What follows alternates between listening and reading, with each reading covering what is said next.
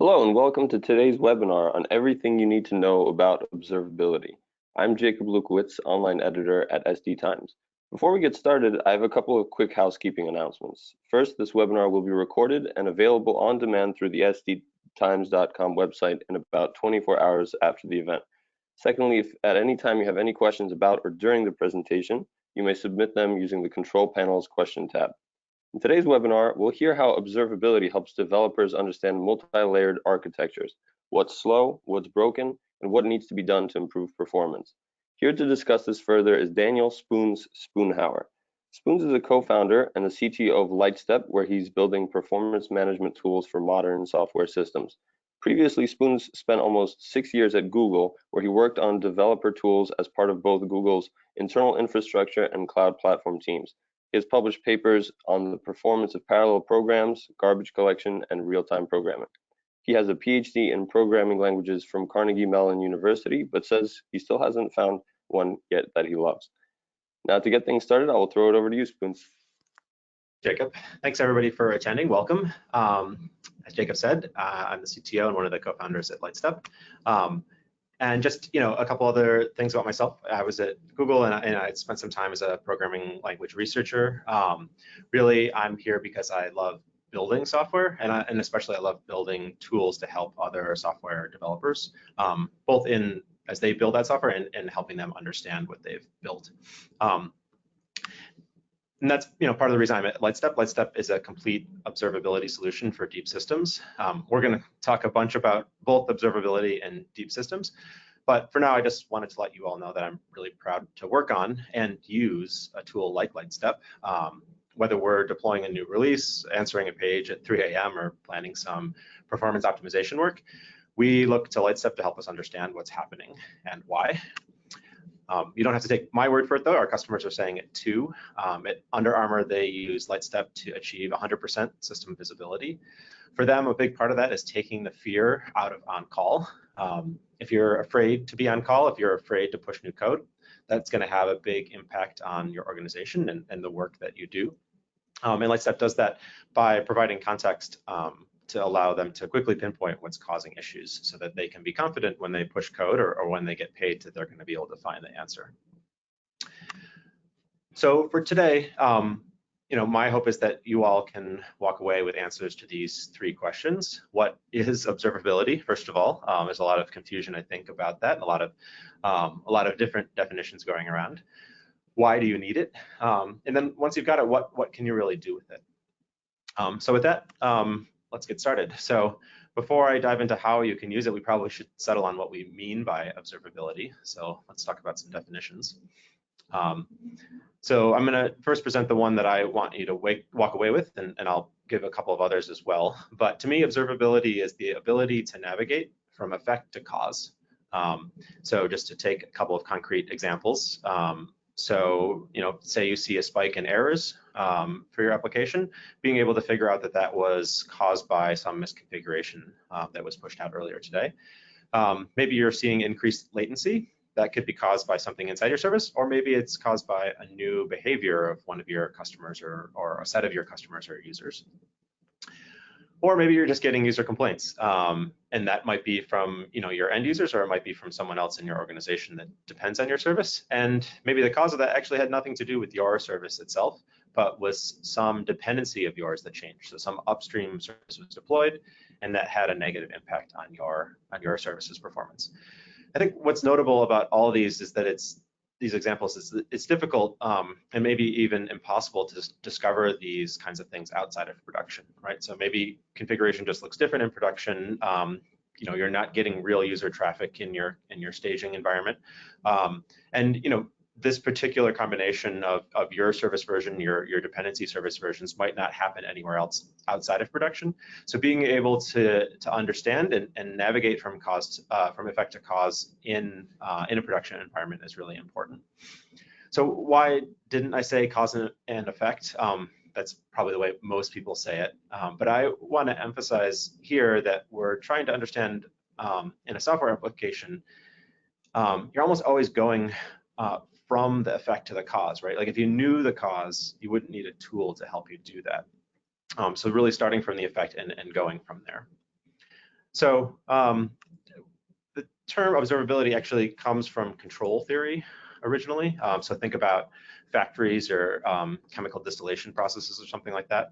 And so control theory is really about optimizing these physical processes in the real world. And in that context, observability is defined as how well the internal states of a system can be inferred from knowledge of its external outputs. So why is this important? Well, in a lot of these cases, it's actually impossible to really see inside, right? Like to see inside a chemical process is not something that you can realistically do. And so you're limited by certain external outputs, you know, temperature, flows, things like that. And I think this concept got a lot of traction within the site reliability world, within the SRE world. Because in a lot of cases, SRE were trying to reason about a whole collection of different services, probably a lot of services that they didn't understand, or maybe so many services they couldn't understand all of the inner workings of them. And so establishing what was happening based upon a small number of signals, especially a well-defined and consistent set of signals, was really important to them understanding behavior as a whole.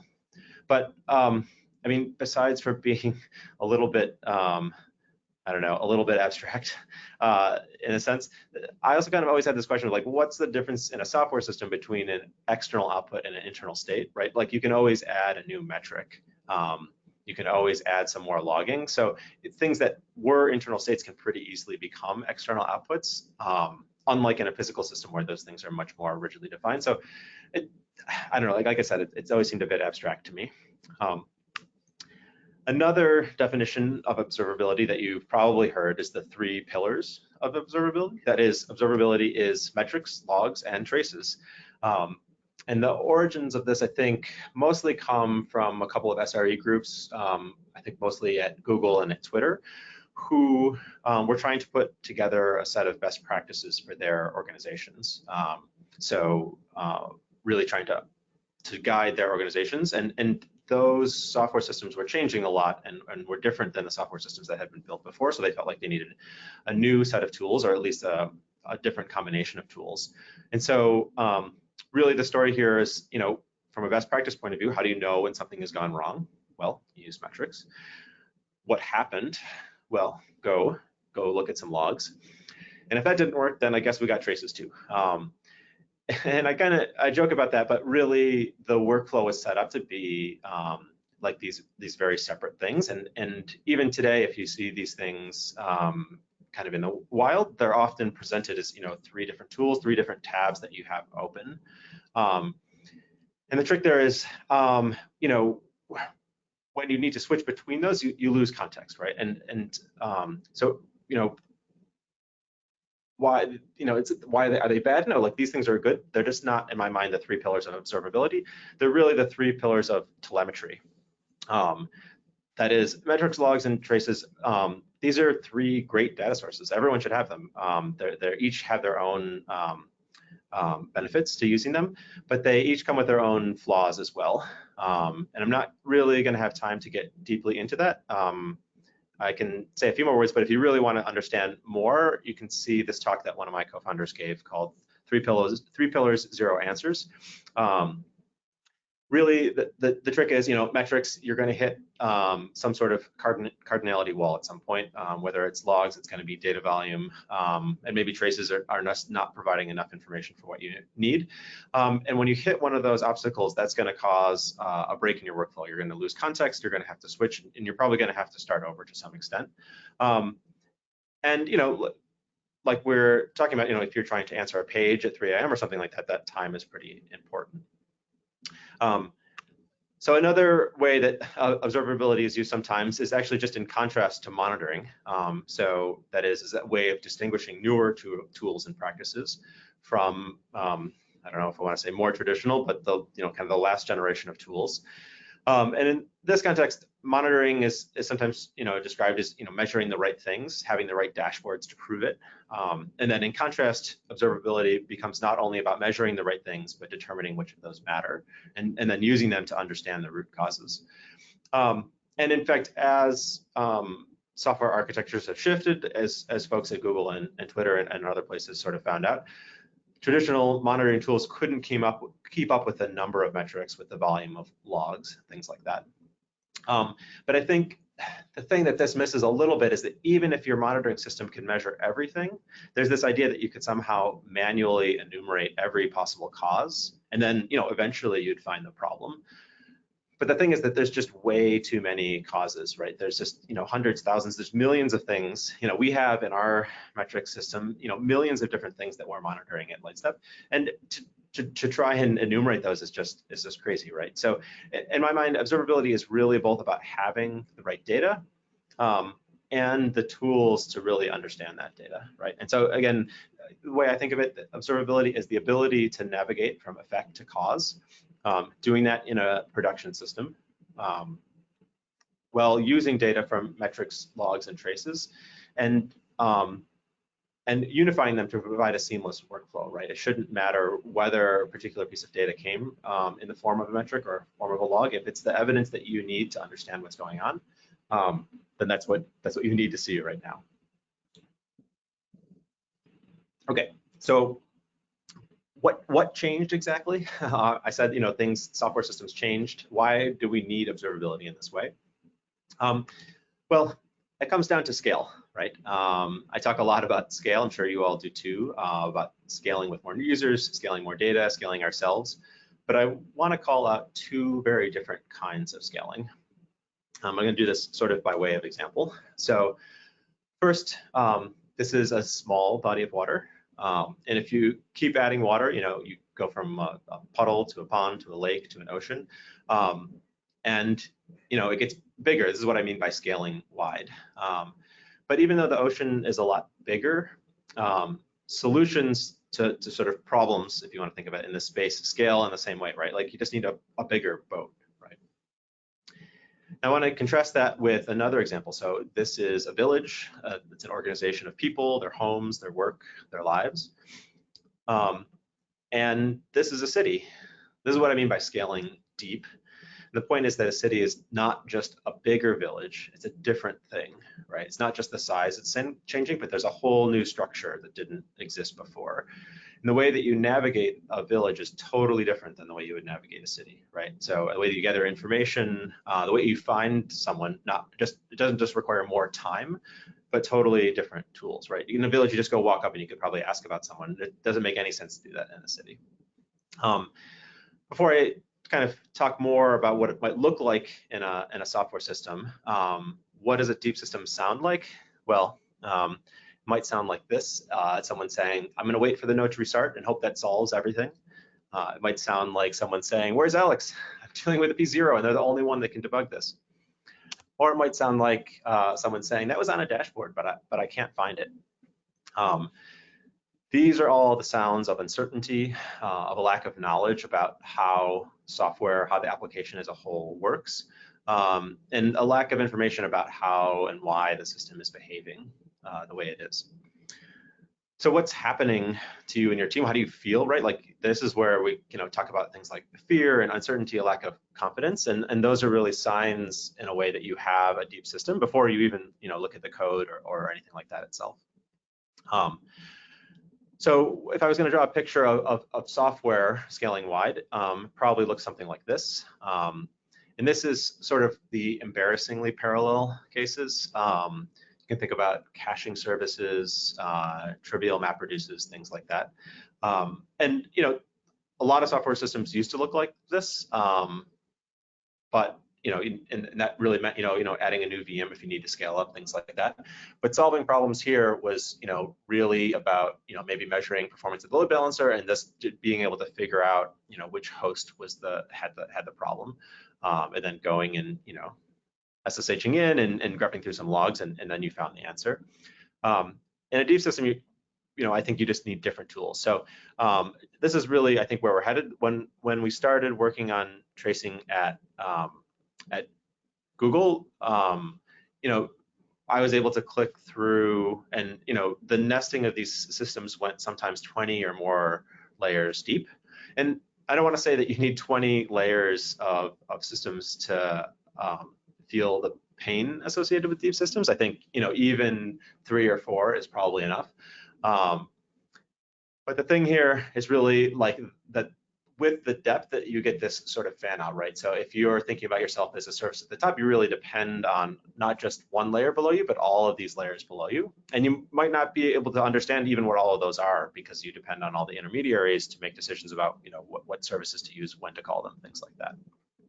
So if you really want to like nail down the problem here, let me draw the picture in a little bit different way. So you can think of this as your org chart if you want, but it's actually probably more about the way that your services are organized, and maybe that reflects your org chart if you believe Conway's law. But really, you know, you have something at the top, which is maybe a mobile app or you know, a single page app or something like that, a web page, whatever it is. That's what your users are seeing, and that is going to depend on a couple of other systems. Maybe those are load balancers. Those in turns are going to depend on, you know, API gateways, proxies, things like that. More backend systems. Eventually, you know, some storage systems, other things down at the bottom of the stack. And the problem really here is that you as an individual or as a single team working within this big organization, you really only control one piece of this, right? And by control, I mean, you know, what can you roll back, right? If something's going wrong, what code do you really understand? That's what you can kind of control. But at the same time, you're ultimately responsible for everything below you in the stack, right? So these things are all can affect the performance that your users see. And so, like I said, ultimately you're responsible for the behavior there, but this gap between what you control and what you're responsible for is really sort of the source of stress. And in fact, you can think of that, the gap between control and responsibility, as kind of the definition of or one definition of stress anyway. And with a deep system, like I said, as this fan out increases and as the depth increases, you're responsible for more and more while only really having the same level of control. What that means for your tools, like I said, you know, dashboards, you know, you can get more and you can get more of them, but really, you know, this is really putting a lot of burden on humans to be able to sift through and understand what's there. It also means that you need to set those dashboards up in advance.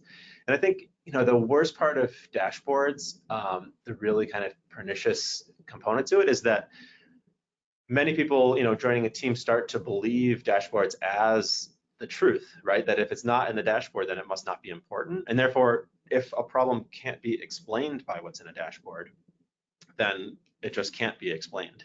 And that's really dangerous because these systems are changing, and there are lots of causes that might not, you know, a lot of smart people didn't necessarily think of all the things that could have gone wrong. So dashboards are really not the end all. At the same time, you know, logs, I worked on a team at Google where we couldn't use the tracing solution for various reasons, and this is what it came down to: is we would, you know, get paged for a problem with our service, and, you know, we'd start going through logs. We ran a couple of services, and so, you know, you could use the first services logs to kind of track down what the next link in the chain was, start grabbing through those logs. Maybe from there you could figure out which other team was responsible, but there's a lot of time there and a lot of manual effort.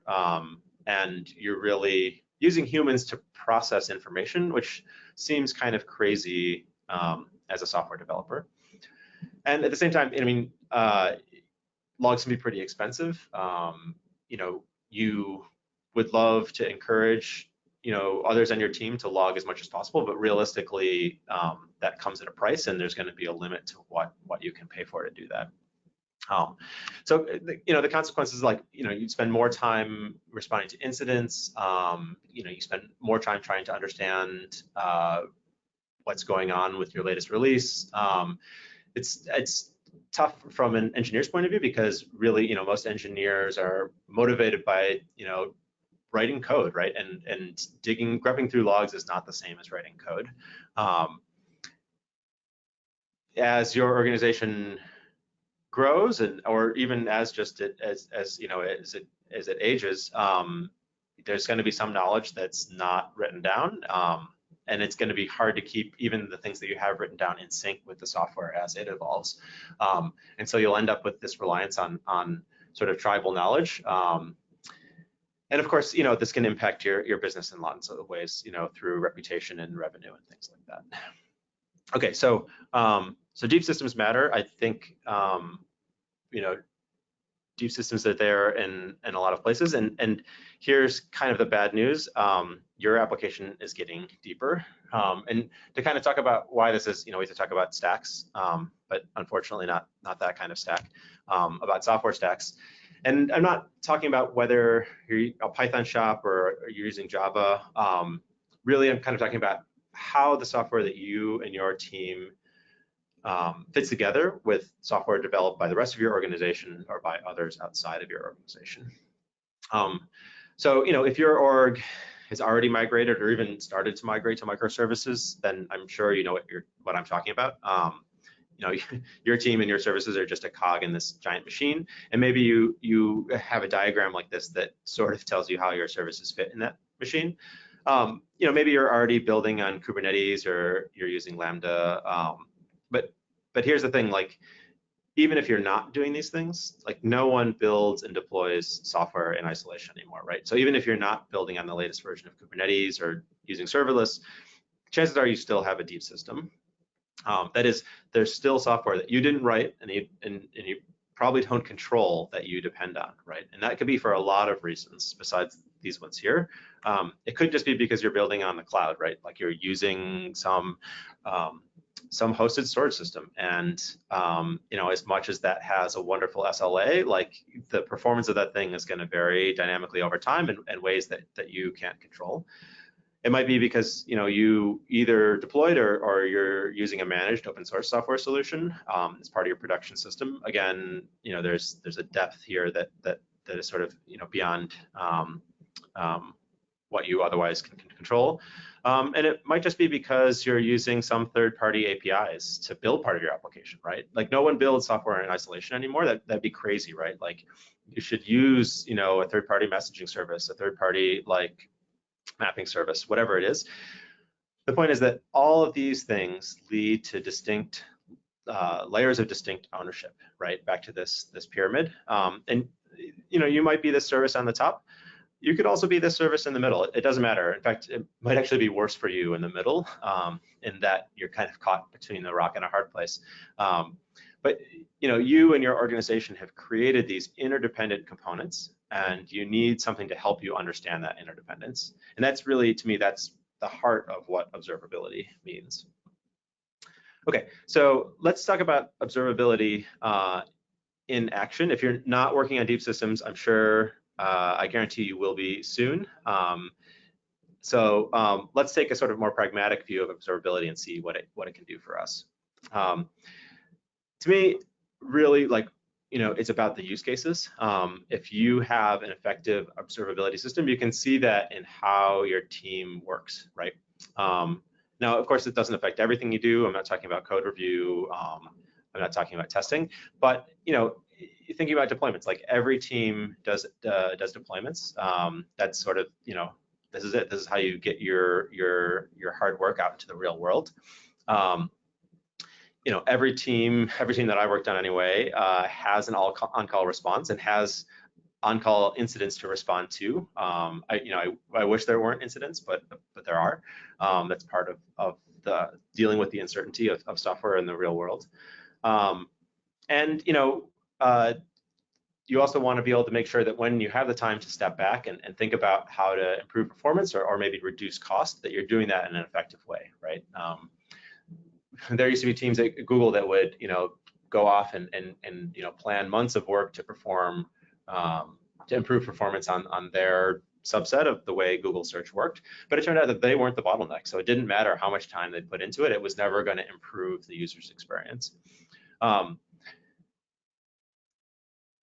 Any effective team is going to be doing all of these things, and they're going to be doing them well.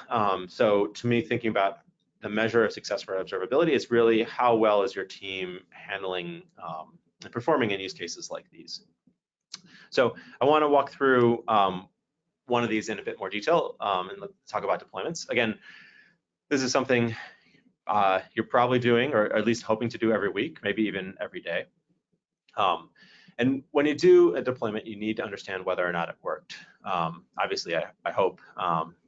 And if your team is anything like mine, you can't move on to the next feature until you've pushed the last one to production. And if it didn't work, you need to understand why it didn't work, right? So you can go fix it and make that change. So the first step here will probably look familiar to you. Take a look at a time series for what some people call golden signals. So here are latency, errors, and traffic rate. And when you see a change in one of these, that might be your first clue as to whether or not things are going well. So in this example, say we pushed a release at 2 p.m. here. And honestly doesn't look good. Latency jumped up. Maybe we were already starting to get some reports that users are not happy. So, quickly as we can, we roll it back. Great. So we've mitigated the problem, but we still have work to do here, right? Like, what were the causes, right? And like I said, we need to be able to navigate from that effect back to the cause. Okay, so I probably don't need to tell you that you should be looking at high percentile latency, like a P99, 99th percentile sort of thing. If you don't know, go Google high percentile latency, but not right now, because it's not just about latencies. You also want to understand something about how the latency is changing overall, not just for 1% of the requests. So you might do something like this. You might look at a histogram. So this is showing actually 2 histograms together here. Each of them were showing on the horizontal axis the latency, that is how long it takes to service a request, and then on the vertical axis the number of requests in the terminology of tracing here, the number of spans with that latency. And the 2 histograms here, the blue one, just the line there, that represents the distribution of latency before we deployed, and then the yellow one, the bars, show it after we deployed. And notice, P95 jumped up a lot, but the shape of it changed too, right? We went from a nice smooth curve to this very spread out distribution. So this is a clue that it wasn't just all the requests getting equally slower, right? It's not just like we moved the entire curve up or we somehow spread the whole curve out. There's actually sort of 2 kind of different behaviors, 2 different bumps in the distribution. And that's important. It tells us that some of those requests are different, right? That it's not just, again, all the requests getting slower. There's some that matter to what's happening here. Okay, so the next question is, what makes these ones that are different slower? So here's where tags come in. We could look at a lot of tags, but really, we need some observability tool to help us filter down to what are the tags that actually are relevant. And in this case, we're calling out tags that correspond to this set of requests in the yellow histogram that are outside of the blue curve. That is the ones that are slower. And these tags might not, be from the top level part of your request. They might be from a different part of how that request is handled. So we actually also might want to see how the different parts of your service fit together and how your service fits together with adjacent services, whether those are other teams in your organization or again, third-party providers. And here we can see that, sure, okay, so I'm managing this inventory service. The slowness here has actually nothing to do with the update path. It's all about updating, about writing into the cache. And this is telling me that this write cache operation is contributing to latency. It's actually not caused by a memcache, which is sort of what's underneath the hood. So now I've sort of isolated the problem really narrowly here, right? Sure, it's part of my service. I know what path it's on. I know it's actually within my service. It's not one of my dependencies. I can go now take a look at the code, maybe dig in deeper here, look at some logs to help me understand what's happening within the specific operation, and specifically for the requests that are slow. So I'm not just grubbing through all logs for my service. I'm not even just grubbing through all logs that are within the write cache function. I'm specifically looking ones that are slow to try and understand what makes them different. And notice that I didn't have to set up any dashboards to cover the cache, right? I didn't have a separate cache dashboard that I had to look at. Like, I just started from these golden signals, again, what matters to my users.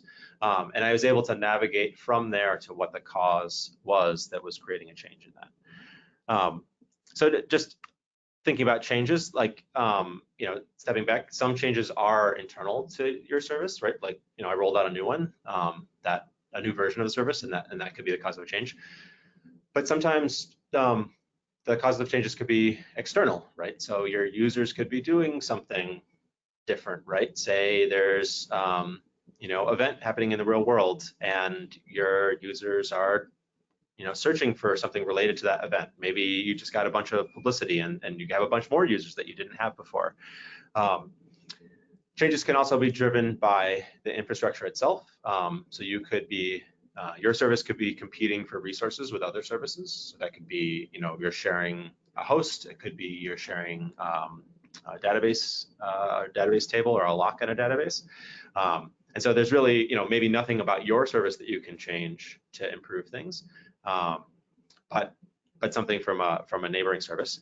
It could also be your dependencies, right? Your upstream services, and they could be rolling out new versions. They could be changing their configuration. They could be, going through all of these same things that you might be, right? They could have users that are doing something different. They could be experiencing infrastructure changes or other competition for resources.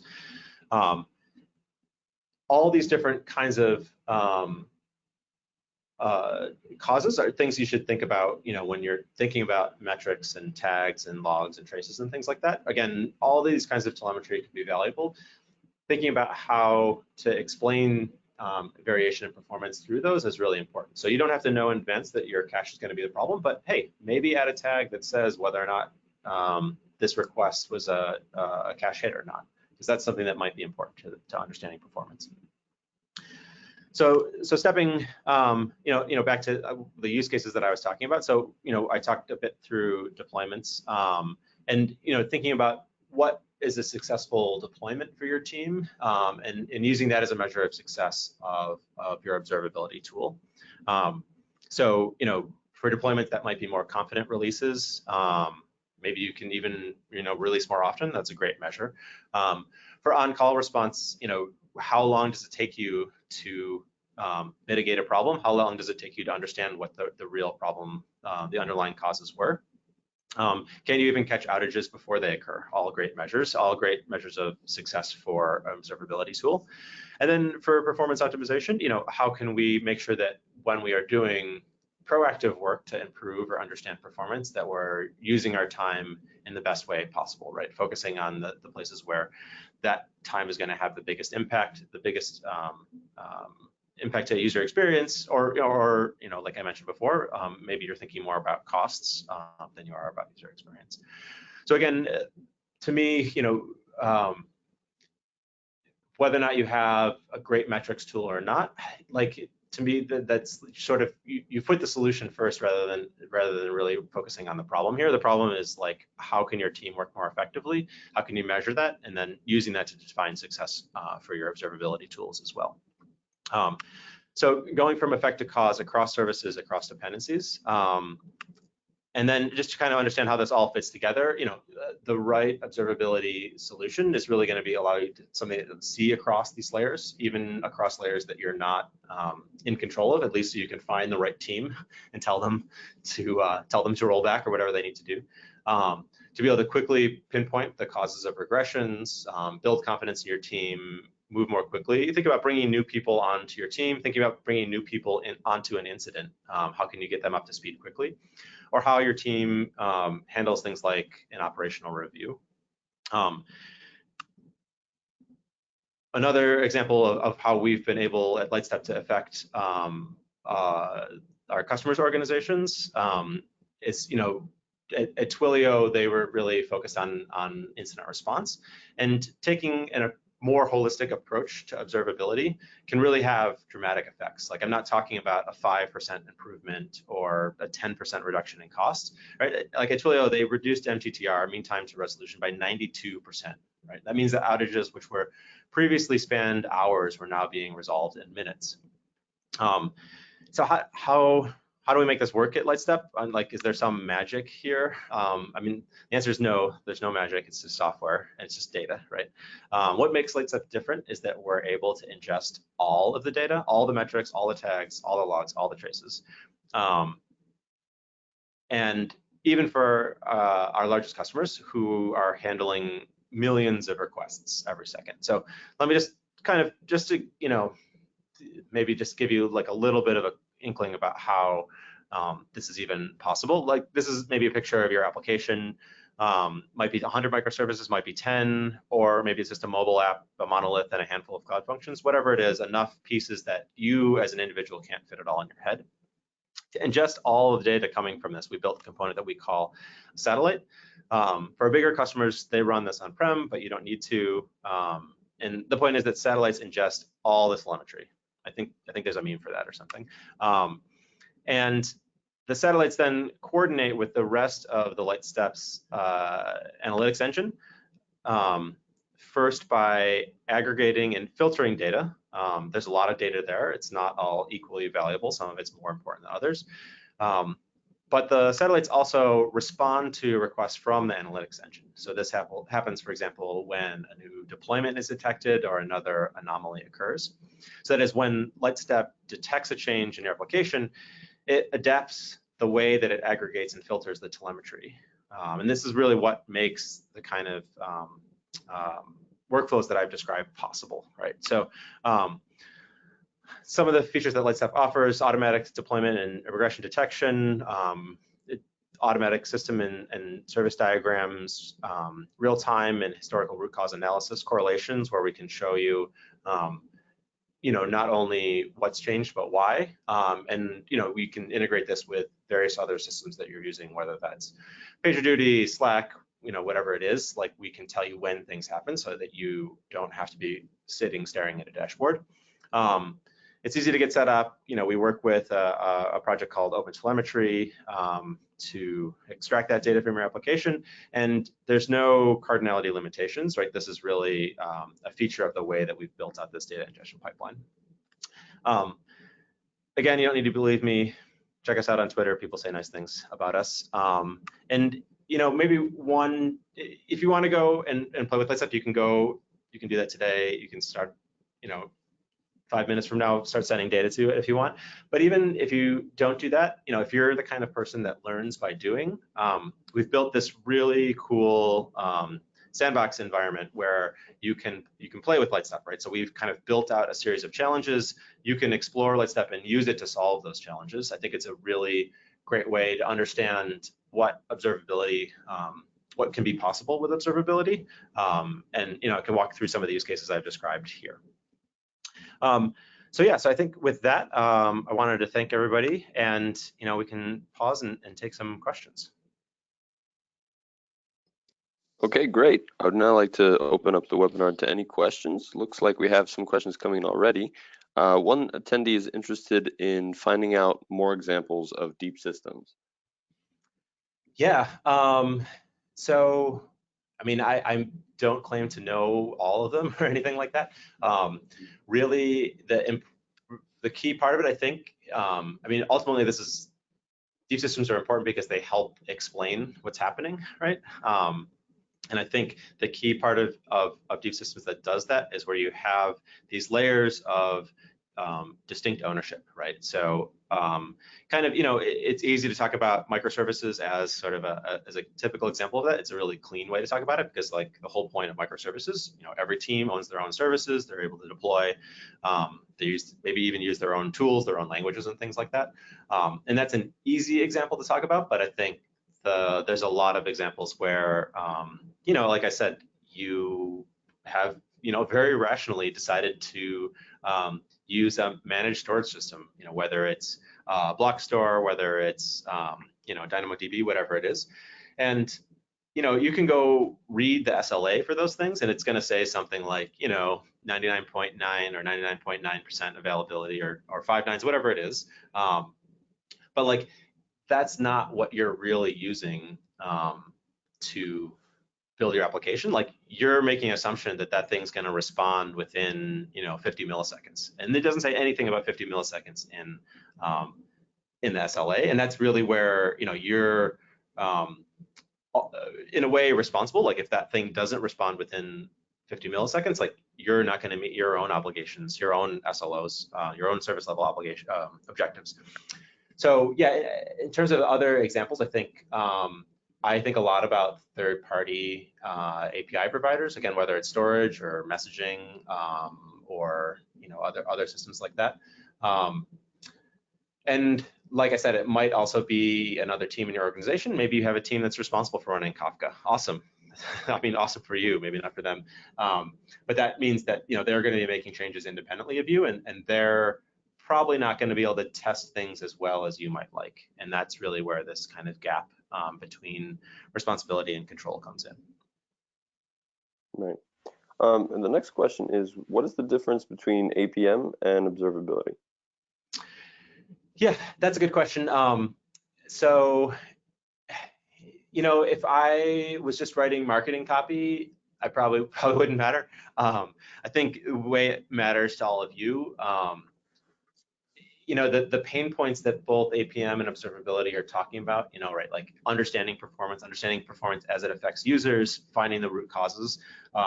That's totally the same. The way that APM, I mean, there's a whole sort of Gartner definition of what it is that's pretty specific. But the way that it's implemented is often focused on an application, which is, a web page and an app server and a database. And you don't really have the same distinct layers of ownership in a case like that. And that's in part like the way that APM is built is sort of designed for these flatter systems. It's also designed in a way often where you're not running it on all of your requests in production, or maybe not even any of your requests in production, right? It's designed in a way that it's very invasive to the application. Yes, you get a lot of data that way, but it actually means that it's hard to run at 100% in production. And I think the way that we've built things today, the way that our customers behave and the expectations that they have, not being able to get visibility in production is a really big gap. And so to me, maybe I would point just distinctly like, does this help you find the right team that's responsible, and does it help you do that in production? To me, those are sort of key parts of what we mean by observability that are not true of a lot of APM solutions. We had another question just come in. Is there an open source component for LightStep? Great question. So the way that we work and engage with the open source community, we founded a project called Open Tracing first, and then Open Tracing was actually merged with another project called Open Census, and that resulted in what I mentioned, Open Telemetry. Open Telemetry is a set of components that sit closest to your application. So this could be the instrumentation, it could be the API, the SDK that you're using in your application. It also is sort of the first layer of components that are extracting data from the application. And that's an area where we collaborate with other folks at Google and Microsoft to build those components. And those are components that many of our customers use as well. LightStep itself is mostly a SaaS tool, and that we think is a great way to deliver value to a lot of users because, I mean, you can go and you can use an open source metrics tool, you can use an open source tracing tool. There's a bunch of good examples of those things. But, step 2 after you download it is, set up Cassandra or something like that, right? So there's a big operational burden to this. So we think we can really provide the best value to our customers providing a SaaS solution. And for the final question we have time for today, how is LightStep different from New Relic and Datadog? Yeah, so the approach that those tools are taking is sort of one of these other definitions of observability. I mean, for better or worse, it has a lot of letters in it, which is not great, but because there's kind of a lot of definitions of observability floating around there, there's a lot of different approaches. So in some ways, it's actually a little bit hard to compare in the sense that, like, it's not 10% faster or something like that. Really, the approach they're taking is really centered a lot more in the way that the sort of 3 pillars definition works. So, if you're thinking about you need a metrics tool and you need a logging tool and you need a tracing tool, then those solutions are great approaches because they'll sell you all 3 of those things. I think the thing that we even found at Google, and it's certainly that we've experienced at LightStep, is building those as separate tools is really doing users a disservice in a way. So what LightStep really provides is an integrated solution. Of course, it collects all of that same data, but it's focused on helping you solve specific problems. And I guess in a lot of ways, LightStep is a bit opinionated. Like we've tried to instill what we've learned in our time at a variety of companies like Google in terms of best practices around things like deployments, around things like on-call response and performance management. And we've tried to sort of instill those best practices into LightStep itself so we can take a more holistic approach to them. So I think that offers a lot more value to our users in that it allows it allows you to focus on the things that you're actually trying to get done, right? Like no one sits down at their computer on a Tuesday morning and says, oh, I want to use a tracing tool. Like they say, I want to deploy something, right? No one wakes up at 3 a.m. when they get paged and like, oh, I hope I can use a logging tool. Like they want to figure out the problem and go back to bed, right? So again, an integrated solution and a holistic approach to observability are what make us different.